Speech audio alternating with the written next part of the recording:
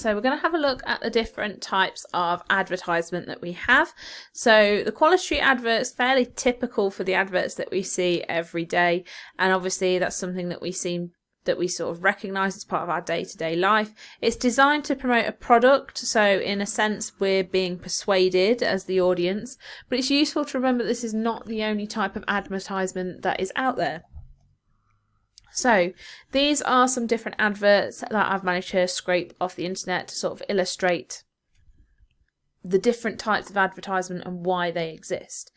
So obviously, as we've said with the Quality Street advert, this is persuading the audience to purchase. So this whole advert is designed to make a profit. Whereas your second text within advertising, This Girl Can advert is promoting. So it's not designed in a way to make us do anything. It's designed to sort of promote this organisation. And this is non-profit. There's nothing that we have to subscribe to here, that we have to buy, that we have to spend money to do. We're just being made aware that there is a campaign encouraging women in particular to be active and to get involved in sport. Now, another type of advert that we have would be providing information and support, and we see that particularly in places like doctors' waiting rooms, where they've got helplines and advertisements for charities that provide services and support, such as the one we've got here for the Samaritans. So this is designed to inform. Whereas the final advert that we've got is designed to influence. Now that's very similar to persuading, but it's not for a profit here. This particular advert was used during a political campaign, so it's designed to try and influence the audience's decision, normally through making an emotional response or creating an emotional response with the demographic, us, the audience. Now, advertising types tend to fall into two different categories. We've got traditional media, which is what we've just seen. These tend to be posters, and obviously posters can appear in a number of different places, magazines, newspapers, but also giant billboards that you might see as you're driving around places such as London, or vehicles such as buses or even taxis. A television advert nowadays is considered traditional media, even though it's moving image. And obviously, very similarly, we've got radio announcements as well. They tend to be a very similar advert to television, just without the images. And obviously, it does save money for a company if they can take a television advert, put it onto radio, and they don't have to change anything at all. Leaflets, I suppose we could class leaflets as posters, but they do offer additional information, and they're normally something that would apply to things like the political advertisement, where we get those leaflets through to different political parties. Public service announcements, they are few and far between now. They're sort of a very outdated media, but they are still a media that allow us to get different adverts. Celebrity endorsements, they're becoming more traditional in the sense that we've always had people promoting a product, and that links in with sponsorship as well, particularly on things like football kits, where we can see those sponsorships very, very clearly. Now, the other kind of category that we might have for adverts is new media. Now, new media includes things such as guerrilla marketing. Basically, new media refers to anything that's sort of out of the ordinary or that doesn't fall into those traditional forms of getting your message out there. Guerrilla marketing, for those of you who don't know, is sort of subliminal messaging at its finest.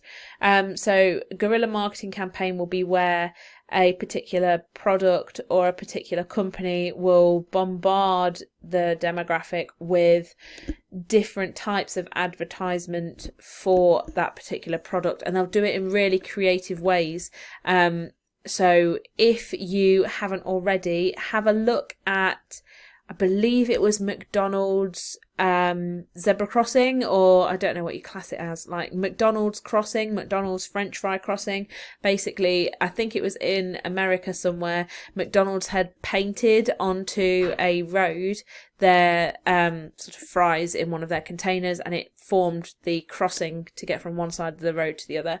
Another one that's really good is the Kitkat Lorry, where the lorry is painted, or like the covering on the lorry is designed to look like a Kit Kat bar.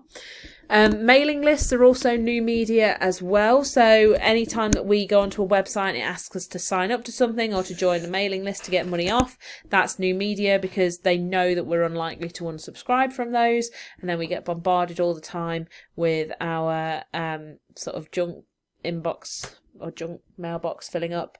Interactive advertising, we don't see a lot of that anymore, but things like so on YouTube videos, prior to the actual video starting, you might have the option of watching one video or another advert from the same company.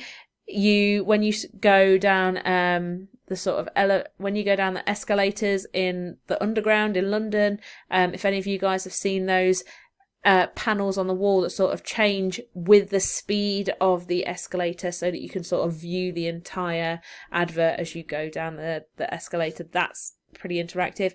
And things like in magazines, scratch and sniff, I don't know whether they still do that, or whether it's just like a little sachet that you can have now, but to include things like perfume on the page, that's quite sort of new media.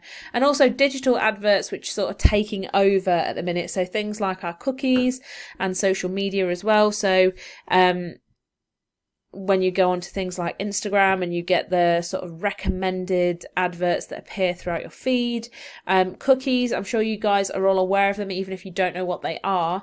You normally will find them pop up on a website asking if you agree to cookies or not. They're tiny pieces of information from that website that are stored on your computer, so that when you go onto a different web page that has adverts, or advertising space on it, your computer will fill that advertising space based on what's in your cookies file, and it will fill it with things that you've already viewed in an effort to sort of get you to sort of join those products or to spend money on those products. Now, the reason we've gone through that is because This Girl Can is a campaign that we need to consider. And the campaign as a whole for This Girl Can is really important and was quite creative. So we know that we've got the traditional posters for This Girl Can, but we also had videos that played not only on television but also on social media such as YouTube as well. We also had the fact that they were a company formed by Sport England and the National Lottery. So we'd got huge sponsorships here for this campaign. And we'd also got social media in terms of interactive social media, whereby we could message This Girl Can. So we can see the sort of Twitter page here, but I'm sure they've got Facebook and Instagram as well, where we can get involved and we can communicate with them. And also we got our branding as well. So you can see how one little idea spans across lots of different types of advertisement, and that then makes it more successful. Hopefully you've managed to get something from this rambling video. I thought recording at this time of night would be a great idea, but apparently not. So if you haven't already and you would like to subscribe to more rambling crazy videos, then do so. Click the button down below, and if you hit the bell icon next to it, then you get instant notifications every time I post one of my amazingly researched, incredibly professionally produced videos. If you have any questions about things that I've witted on about in this video, then do please pop a comment in the comments section below, or get in touch with me through Twitter at media_revision. Here are our key terms for today. So what's really useful is if you go through these, check the ones that you don't understand and make yourself a little glossary so that you can use these new terms within your exams and get those crucial extra marks.